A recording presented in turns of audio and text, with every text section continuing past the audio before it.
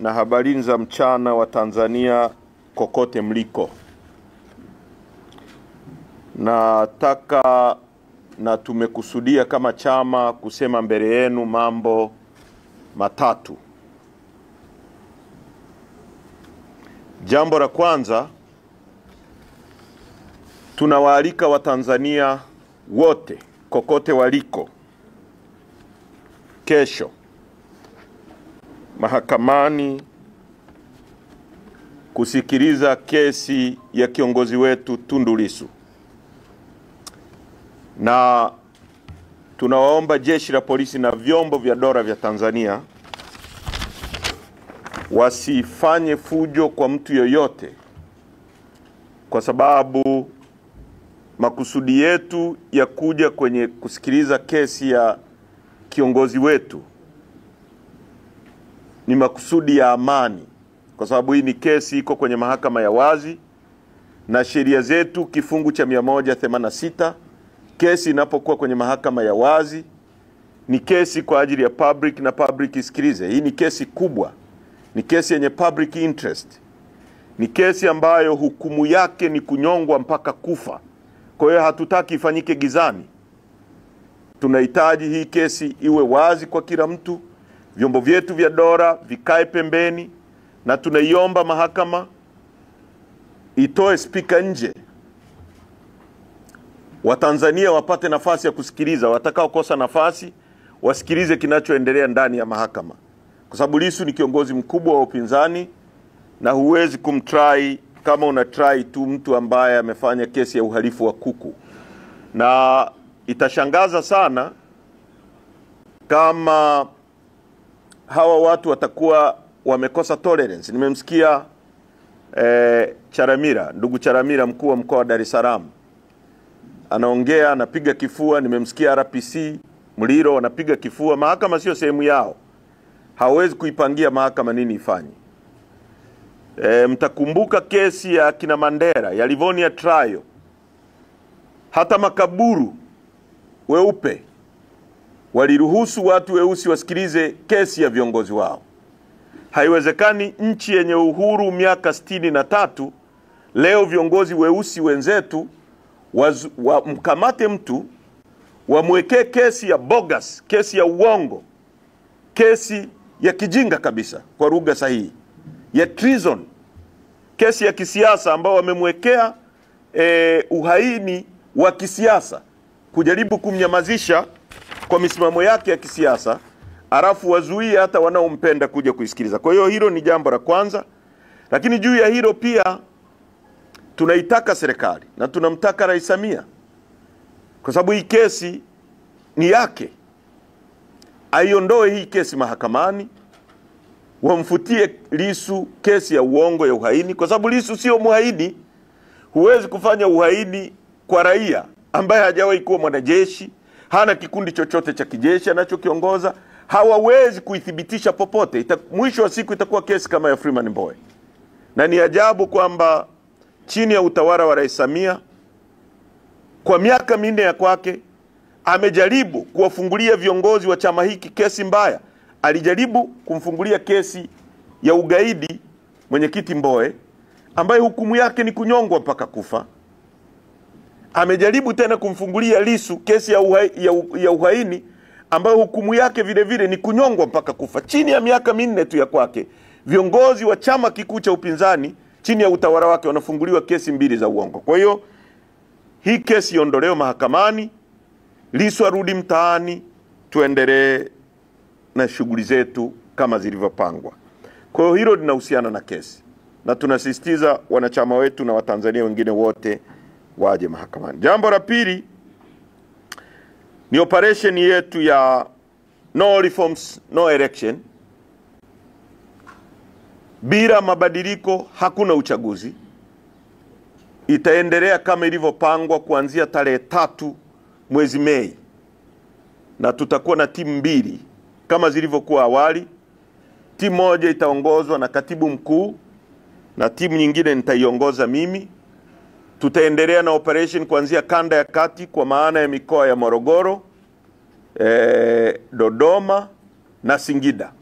kuanzia tarehe 3. Baada ya hapo tutaendelea na mikoa ya kanda ya magharibi, Katavi, Kigoma na mikoa mingine ya kanda magharibi. Na katika hilo tumeona dalili za kuanza vitisho katika kujaribu kuzuia operation hii isiendelee. Ndio kama kile kilichojitokeza jana, ambapo sisi tuliandika barua tarehe 16 ya kuwataarifu polisi juu ya mikutano yetu. Tumefanya maandalizi kwenda Kariakoo kuzungumza na Watanzania ambao pia wengi wana matatizo. Tulipofika eneo la mkutano, polisi wakaja na barua kutuzuia eneo la tukio. Tumewapelekea barua siku 6 zilizopita. Jana tarehe 22 tukiwa kwenye eneo la tukio, wanakuja kutuzuia. Wamefanya fujo, wamenikamata mimi, wamekamata walinzi wangu. Wameondoka na sisi, mimi na pamoja na katibu wa idara Elizabeth Mambosho. Wamezunguka na sisi kwenye gari. Wametuambia kwanza tumeenda kituo cha polisi Msimbazi, wametuchukulia pale kwenye gari ya Hilux. Wametoka na sisi, wamepita, kulikuwa na jam sana. Wakatuelekeza kwamba wanatupeleka kituo cha polisi Central. Tumefika Central, wakakunja, wakaingia barabara ya mwendo kasi. Tumekwenda mpaka Kisutu, wakaoda ving'ora vyote vya magari tuliokuwa navyo vizimwe. Tukashika hiyo barabara ya kuja kama tunakuja Jangwani, tukapita kwenye mwendo kasi. Nikajua labda wanatupeleka Mburahati. Tumefika Magomeni hapo, wakakunja, tukaingia kama tunakuja makao makuu ya zamani Kinondoni.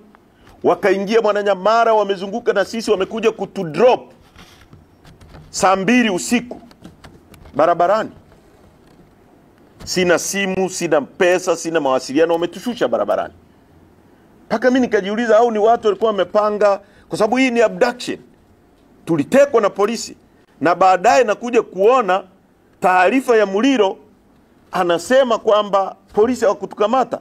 Sasa nyie jiulizeni, kama mimi ni kiongozi wa chama, nimekamatwa mchana, vyombo vya habari vikiwepo, Watanzania wakiwepo, picha zimeonekana nikiwa kituo cha polisi Msimbazi, tulikuwa na watu wa Jambo TV na baadhi ya watu tuliongozana nao kwenda pale.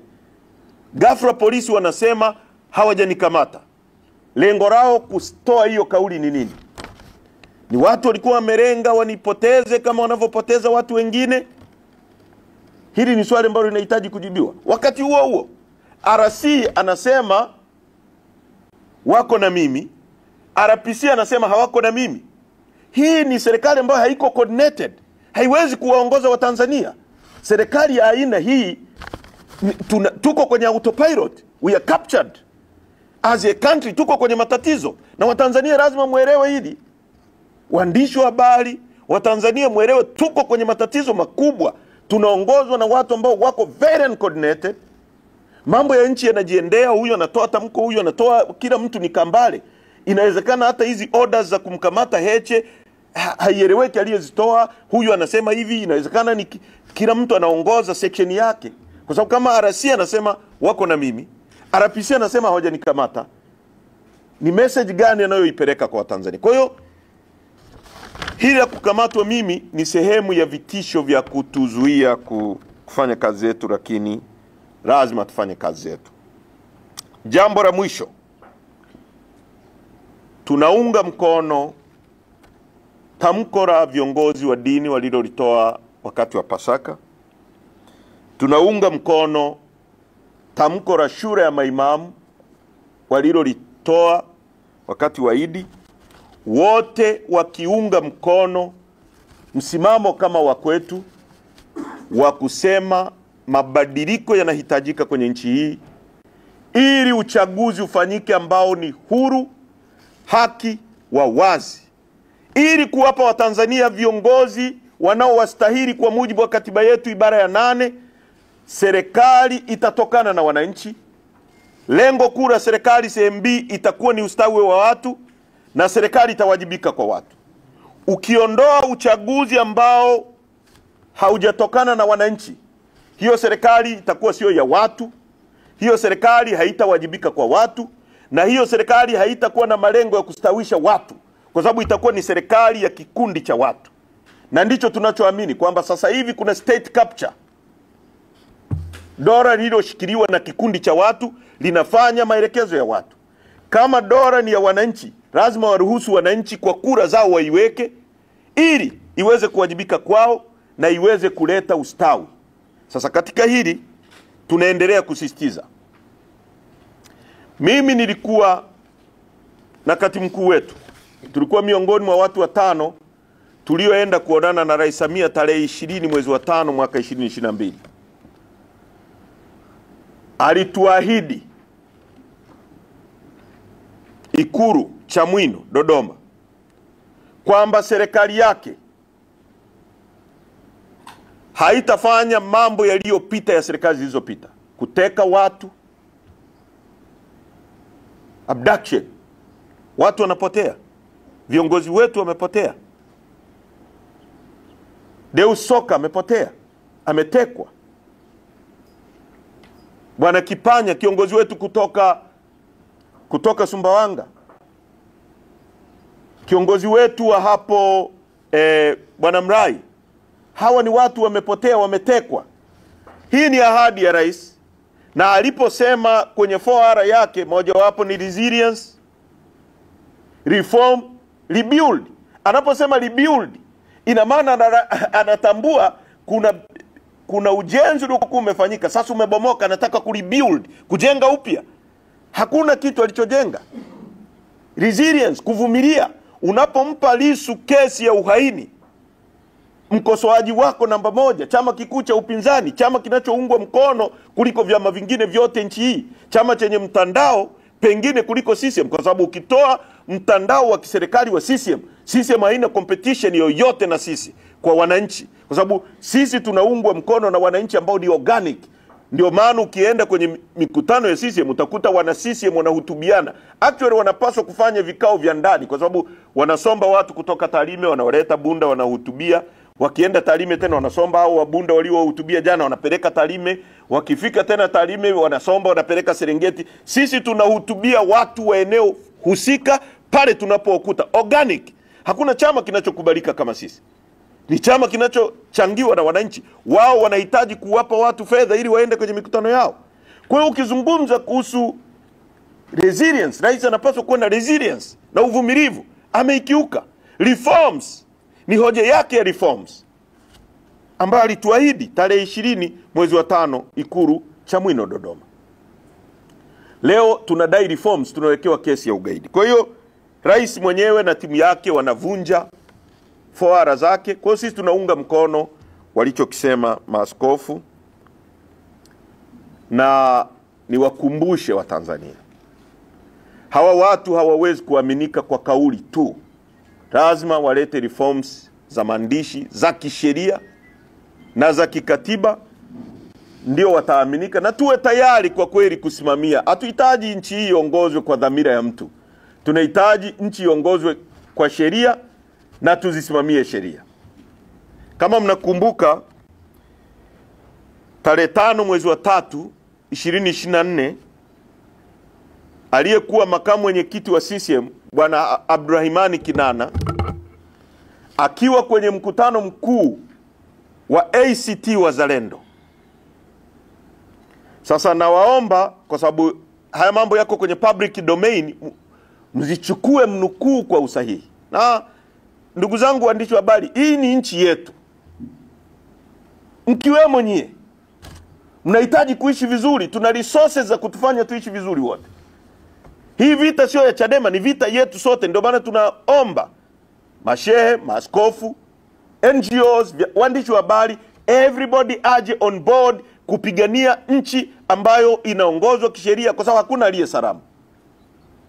Kuna watu walikuwa CCM wanafikiri wako salama, leo wanapotekwa wakina Deus Soka. Tunazungumza mjumbe wa mkutano mkuu wa CCM kutoka kule Tarime ametekwa. Kwa nobody is safe katika mazingira kama haya. Kwa na washauri na nyie mnapoenda mchukue hata hizi klipu zao, mziunganishe na matendo wanayoyafanya leo. Abdurahimani Kinana akiwa kwenye mkutano wa CCM alisema vipi? Kwenye mkutano wa ACT Wazalendo tarehe 5 mwezi wa 3 alisema, na nukuu kwa kifupi, kwamba uchaguzi wa nchi hii wa serikali za mitaa hautakuwa kama chaguzi zilizopita, na akazitaja kabisa kwamba hautakuwa kama uchaguzi wa mwaka 2019 na 2020. Na akasema watu wana haki ya kutokuamini maneno ninayoyasema kwa sababu ya kile kilichojitokeza kwenye uchaguzi wa 2019 na uchaguzi wa 2020 ambao uliibiwa, ambao viongozi wa upinzani walikatwa majina, ambao viongozi wa upinzani walizuiliwa mawakala, walizuiliwa kuchukua fomu, na mwishowe CCM ikapita kwa 100% kwenye vijiji na vitongoji na wabunge. Akasema hayo hayawezi kujirudia chini ya Rais Samia. Nini kilichojitokeza tarehe 27 Novemba ya mwaka jana?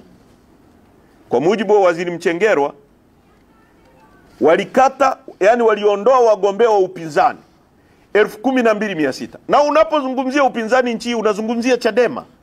Ndio chama chenye mtandao wa kuweka watu nchi nzima. Kuna vyama hapa ambavyo hata ukiwaachia Dar es Salaam hapa hawana uwezo wa kufiri wagombea udiwani tu hapa Dar es Salaam. Na vipo vinapiga kelele kweli kweli. Ukiondoa Chadema kuna vyama havina uwezo wa kufiri wagombea udiwani Dar es Salaam tu. Achia majimbo.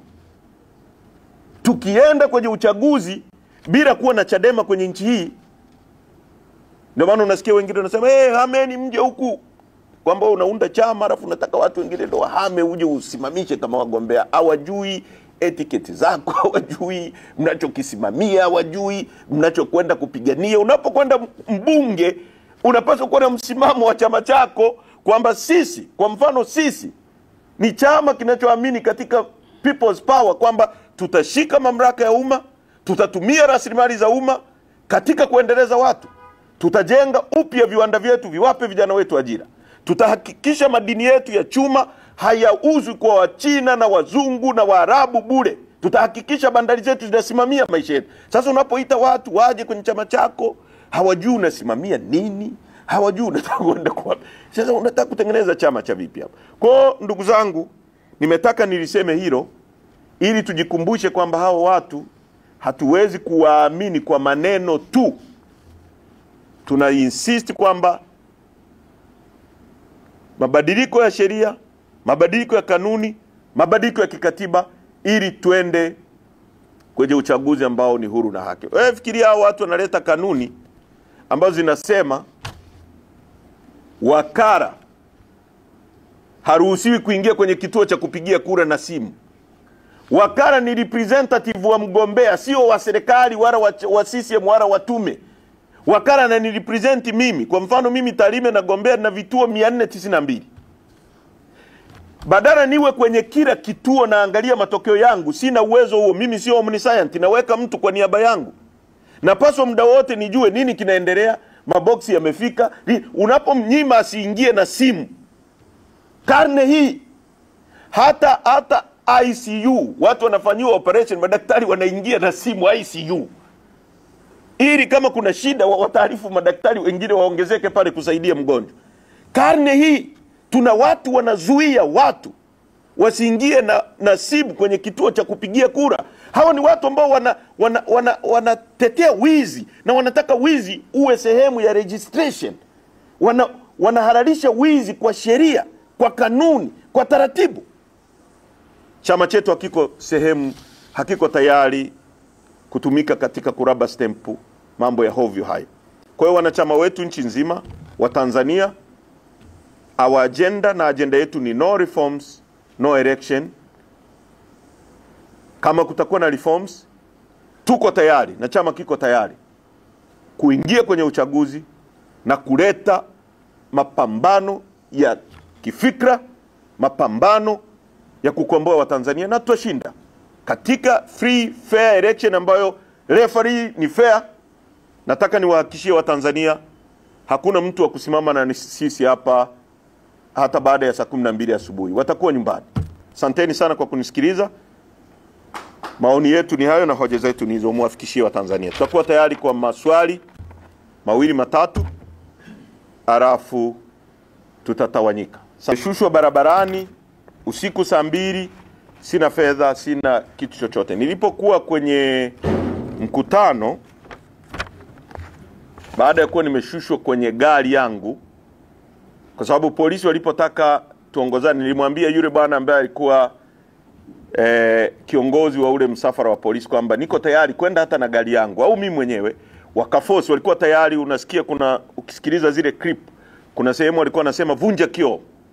Kuna bwana mrefu hivi anaitwa Peter, aliamuru polisi wale wavunje kioo ili wanitolee labda kwenye kioo. Kwa hiyo kila kitu mimi niliacha kwenye gari, wallet and everything. Kwa waliponichukua had nothing, sikuwa na kitu chochote. Kwa wamezunguka na mimi all the time, na walikuwa hawaongei, wako kimya na mimi niko kimya, wanaendesha gari tu, kwa sababu wamesema wanaenda Central. Tumefika Central, akasema unganisha. Yule wa mbele na kiongozi yule alipigwa picha, mnaweza kumtafuta mkamuuliza. Twende hivi nyoka. Hata yule wa pili ambaye tulikuwa naye Peter, kuna wakati anasema mbona tunavuka Central, akamwambia mimi si ndo naongoza, kaa kimya. Kwa Peter akakaa kimya. Kwa mimi nilikuwa naenda najua labda napelekwa Mabwepande kama wanavyofanya siku zote, au sehemu nyingine wanayojua kwa tukio lolote. Na tukisema tuko tayari kwa haya mambo, tunamaanisha hivyo, kwamba tuko tayari kulipa ultimate price kuhakikisha nchi hii inarudi kwenye mikono ya sheria. Kwa sababu kwa mfano, sheria yetu inakataza kumkamata, ule ni utekaji kwa njia zile. Walipaswa waje waniambie, wewe uko chini ya ulinzi kwa sababu hii na hii na hii. Sasa mtafute Muliro, tafuta polisi, walinichukua na nipeleka wapi? Lakini pia kama wangekuwa watu wema, kwa nini wasingenipeleka either nyumbani kwangu au kituo cha polisi, waniache pale nipate communication, niite dereva wangu aje kunichukua pale? Walikuwa nazunguka na mimi kufanya nini? Mimi nilikuwa nimeomba lift ya gari ya polisi wazunguke na mimi? Ni watu wangapi wanafanyiwa hivyo alafu wanaonekana hawaonekani? Ni kesi ngapi mmezisikia nyie watu wamekamatwa, familia inathibitisha kwamba huyu alichukuliwa na polisi, alafu polisi wanakana kabisa? Sasa kama wangenichukua kwenye eneo ambalo hakukuwa na watu, kusingepigwa picha ambayo ilionekana pale kituo cha polisi, unafikiri nini wangesema baadaye? Kwa mimi baada ya pale, kuna gari moja ilisimamika, kwa sababu nilikuwa nimevaa combat hivi na watu ni mtu visible. Kuna mtu akasimama akasema nipande kwenye gari yake, na kwa kweli nikawa tempted. Eliza alinisaidia sana, akaniambia no, usiingie kwenye gari ambayo hujui, Land Cruiser.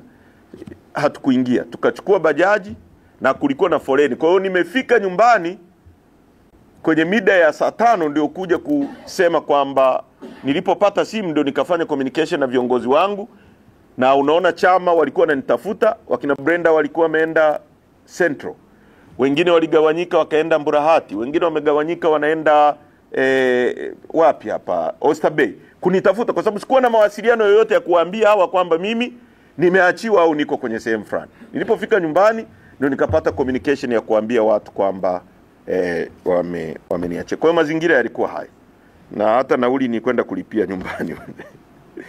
Jodi anasema RC kuzuia watu kwenda polisi. Tuna polisi wa ajabu sana nchi, kwamba wao wakisikia taarifa za kiintelijensia wana nguvu ya kuzuia, lakini wanashindwa kwenda kukaa pale walinde watu kama sheria inavyotaka ili watu wafanye matukio yao kwa amani. Wajibu wa polisi namba 1 ni kwenda kulinda watu wafanye hayo mambo wanayoyafanya kwa amani na yaishe kwa amani. Na mimi narudia mbele yenu, hakuna nukuu yoyote, hiyo ni nukuu ya Charamira, na ndio maana nimwambia asitugongee kifua sisi. Hiyo ni nukuu yake mwenyewe. Hakuna nukuu yoyote ya mwanachama yoyote. Tangu siku ya kwanza nazungumza hapa Dar es Salaam na maeneo mengine, tumesema wanachama wetu waje mahakamani kama sheria inavyosema. Hiyo ni sheria, sio discretion ya bwana Charamira. Waje mahakamani kwa amani, na nimeenda mbele zaidi nikasema wafunge vitambaa vyeupe kwenye mikono yao kuonesha kwamba wao ni watu wa amani, na hata wakipigwa mabomu wakae hata chini. kuonesha kwamba wanafanya hivyo kwa amani, na nyie muwepo kuwe expose mambo wanayotaka kutufanyia. Wanachama wetu tunasisitiza, mnapokuja kwenye kesi ya mwenyekiti, sisi ni watu tunataka kurudisha utawala wa sheria nchi hii, kwa lazima sisi tuwe watu wa amani, kuonesha mfano dunia kwamba sisi ni watu wa amani, na tukipewa nchi tutaiongoza kwa haki na kwa amani. Kwa hatuna sababu yoyote ya kufanya fujo, kumfanyia mtu yoyote fujo. Hatuna sababu hiyo, na hakuna mtu anayeitisha fujo yoyote kwenye mahakama, na tusingependa hilo litokee.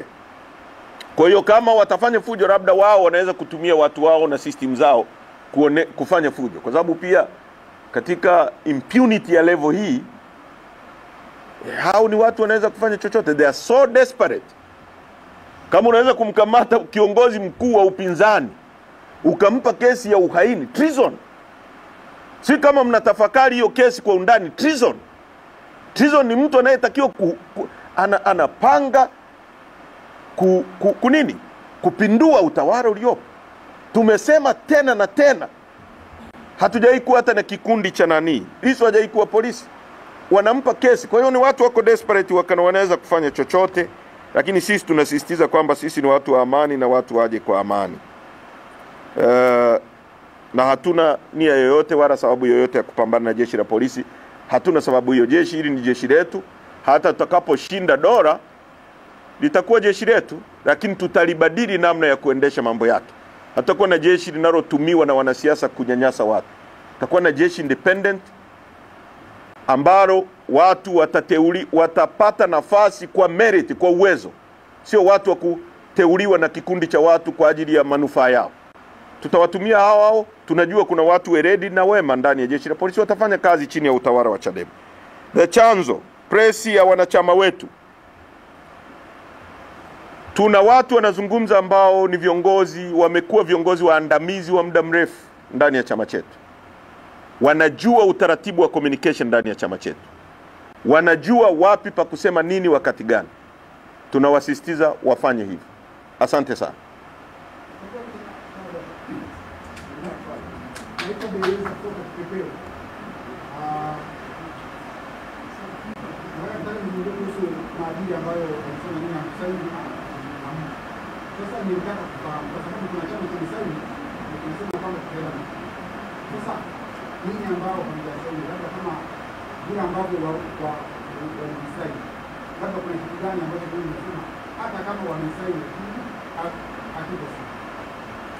Ni vingi.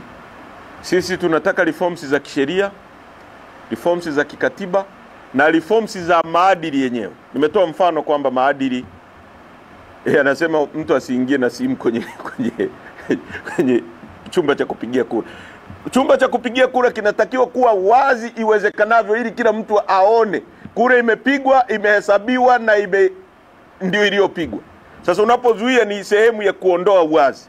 Kwa kuanzia kwenye maadili yenyewe kuna makosa, kwenye sheria kuna makosa. Hii wanayosema si wamefanya mabadiliko ni skimish.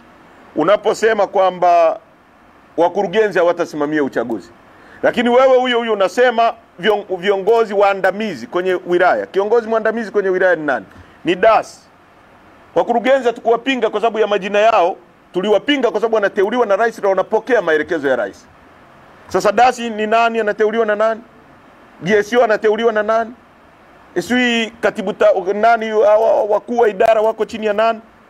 Walimu wenyewe, utumishi wetu hauko independent. Ndio maana hata walimu sina nini na watumishi wote wa serikali wanaogopa kudai hata madai yao. Sisi tunatoa tuseme tufanyie hivi kwa sababu katiba yetu ibara ya 35 extension ya mkono wa rais inaenda mpaka kwa mwalimu wa shule ya msingi au mtendaji.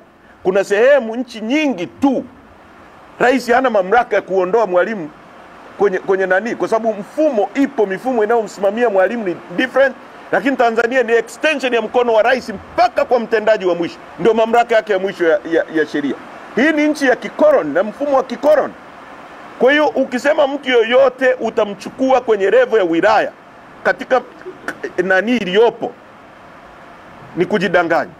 Hii tume wanaosema tume huru, bwana mzee wa kipepeo, ikiwa inaitwa tume ya uchaguzi, Mwenyekiti wake alikuwa anaitwa nani? Jaji Mwambegere, huyu aliyepo. Sasa hivi imebadilishwa jina, inaitwa Tume Huru ya Uchaguzi. Mwenyekiti ni nani? Jaji Mwambegere. Unawaambia nini wa Tanzania? Ikiwa inaitwa Tume ya Uchaguzi, mkurugenzi wa tume Bwana Kairima. Leo inaitwa Tume Huru ya Uchaguzi, mkurugenzi wa tume Bwana Kairima. Kwa hiyo ukichukua soda ya Fanta ukiiweka kwenye chupa ya Coke inageuka inakuwa Coca. Ndivyo ilivyo dunia ya Tanzania hii. Ni ujinga kabisa. Omar Ramadhani Mapuri, katibu mwenezi wa CCM. Katibu mwenezi wa CCM, mwanachama wa CCM, waziri, ni kamishna wa tume. Kwa nini hao watu wanataka kutumia bilioni 500 za Watanzania kufanya ujinga kama waliofanya mwaka jana? Tumetumia bilioni 271 kufanya uchafuzi wa serikali za mitaa. Tunakwenda kutumia bilioni 500 kufanya uchafuzi wa uchaguzi mkuu. Wakati vijana hawana ajira, kwa nini wasijitangaze, waendelee? Kwa sababu ndicho wanachofanya, na wameishaanza kujadili bungeni. Ukisikia wabunge wa CCM wanapendekeza nani awe waziri mkuu, nani si wanamuomba Rais Samia amteue, si nani amteue Majaliwa, ndicho wanachoendelea nao. Wanawaambia Watanzania basically hakuna uchaguzi. Sasa hao walio saini waulize kwamba mmesainije na mnalalamikia nini? Kwamba umesaini, umekubaliana na yaliyomo. Sasa unacholalamikia nini? Hayo watakujibuni wao. Huyu hapa kwanza alitaka kuuliza swali. Naitwa Elisha Pius kutokea Lili Media. Kwa namna ambavyo umeeleza hauko ni siasa kwa muda mrefu, na kuna tukio mengi yametokea. Watu wengi wametokea, watu wengi wameuawa kwa mujibu wa maelezo yako. Sasa namna ambavyo unaona hali ya kisiasa inakwenda kwa nchi Tanzania, je, unafikiri uko salama kiasi gani wewe kama kiongozi wa chama? Unafikiri uko salama kiasi gani kwa mazingira haya ambayo umeyaeleza? Asante. Usalama wangu uko guaranteed na Mungu. Ndio maana Lissu alipigwa risasi 16. Haijawahi kutokea duniani na amesurvive. Mungu ndio mlinzi wetu. Unapodili na watu ambao wamepotoka, mlinzi wako ni Mwenyezi Mungu.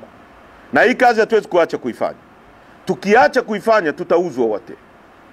Wazee wetu waliopigania uhuru walifanya kazi na wakoloni. Walikuwa na tabia kama hizi. Nchi zote za Afrika kuna waliokufa katika struggle, kuna waliofika mwisho, lakini lazima tujenge tofali la kwanza na la pili. Tunaweza kuendua vita ya muda mrefu na ngumu, na Watanzania wajiandae kwa hilo kwamba tunaweza kuendua vita ya muda mrefu na ngumu. Lakini chama chetu ni chama cha kiukombozi, kitafikia malengo kinayojipigania. Tungekuwa chama cha kutafuta ruzuku na kutafuta idadi ya wabunge, kuna watu wametutafuta pembeni tu negotiate tupewe wabunge kadhaa na ruzuku. Sisi sio chama cha hivyo. Sisi ni chama tunahitaji mabadiliko, total overhaul ya sheria zetu, tuingie kwenye uchaguzi huru na haki kwa njia za kidemokrasia, tushinde uchaguzi, tuongoze nchi. Au hata tukishindwa, tushindwe kwa haki. Tuko hivi, tuko tayari kuliko kupewa mbunge mmoja na CCM au 20 na CCM au 100. Tuko tayari kupata mbunge mmoja wa haki, tuseme huyu ndio wananchi wametupa. Au tuko tayari kukosa kabisa, tukasema wananchi hawajatuelewa, tuendelee kuelewesha watuelewe.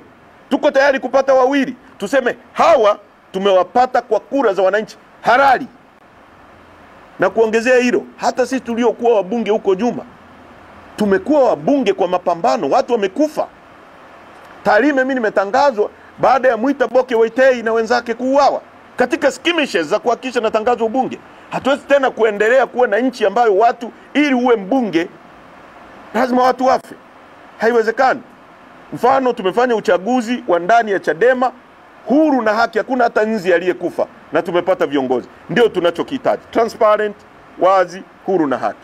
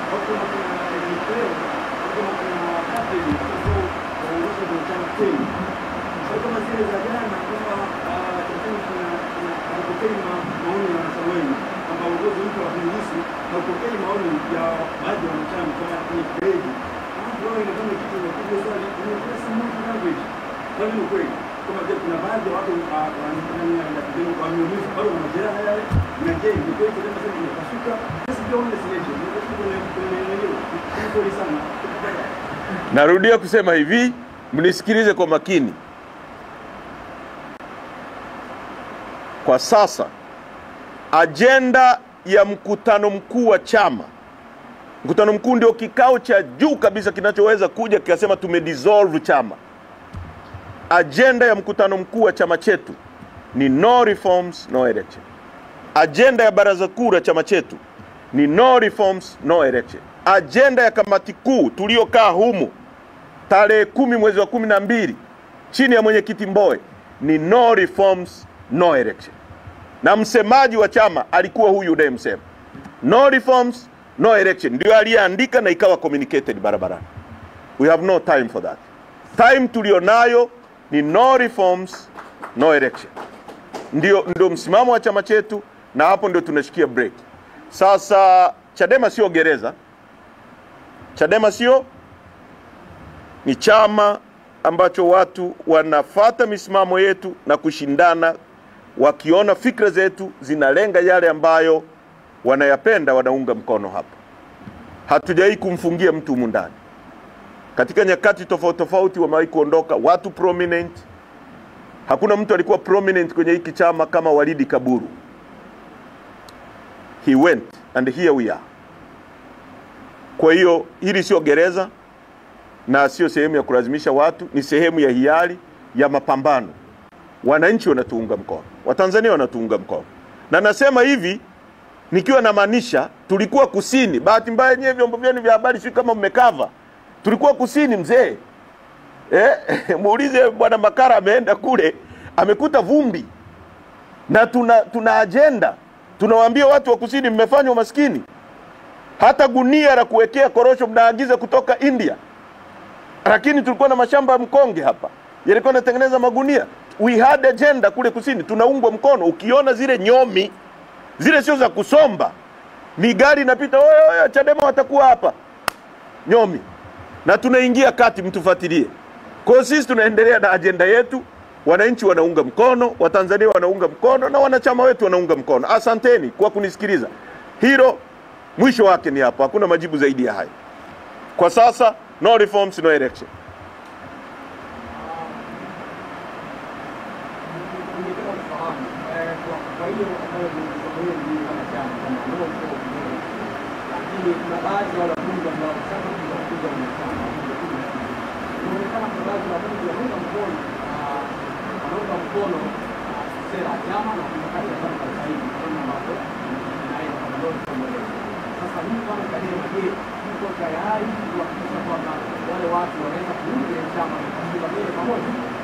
Wanajua, kila mtu aliyeondoka kwa chama hiki kwa njia moja au nyingine anajua utaratibu wa kurudi ndani ya chama.